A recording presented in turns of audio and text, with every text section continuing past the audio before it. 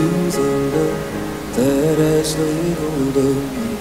I'm holding on to the love that has laid hold of me. Good morning again, FCF. We're continuing our study with looking at this principle of learning how as a way of life to cry out to the Lord. God wants us to count on Him. He wants us to know He'll rescue us. He'll deliver us when we are way beyond ourselves. He will supply us what we need so that we can be sustained and we can go on, fulfill His destiny that He has for us in this life. I was started last week yesterday I should say, in Psalm 107. I want to pick up again in Psalm 107. And this time I want to read you starting in verse 17. It says, "Some became fools through their rebellious ways and suffered affliction because of their iniquities. They loathed all food, and they drew near to the gates of death. Then they cried to the Lord in their trouble, and He saved them from their distress. He sent forth His word and healed them. He rescued them from the grave. Let them give thanks to the Lord for His unfailing love and His wonderful deeds for men." So here we have that same principle again. Now this is an interesting one, because what I've said all through this series is that we should never be presumptuous and by sinning get ourselves into trouble and then expect God to bail us out.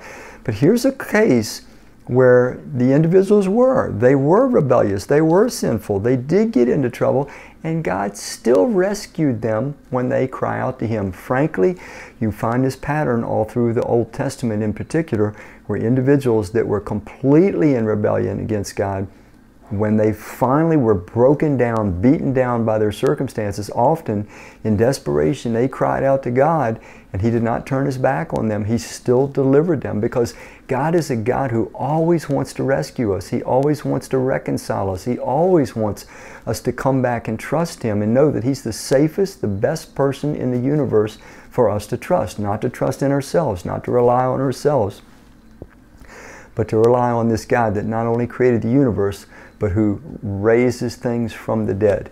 So I wonder if maybe you have a story or two where your own foolishness got you into some trouble, got you into a desperate place, got you into a helpless place, got you into a place where you were overwhelmed, and you cried out to the Lord. You know you didn't deserve to be delivered, and yet He still delivered you, though you did not deserve it. I have experienced that also. I tell you that not to make you or I be presumptuous or careless, because when we sin, we're ultimately just bringing havoc on ourselves and on those close to us. No, I say it to let you know that our God is so extraordinarily kind and gracious and patient, and He loves to rescue His people, and He'll do just about anything He can to bring us into a trusting, secure relationship with Himself. He wants you and He wants me to know that when we cry out, He hears. When you are overwhelmed, when you are over your head, when you are beaten, He is with you. He is as near to you as your cry out to Him.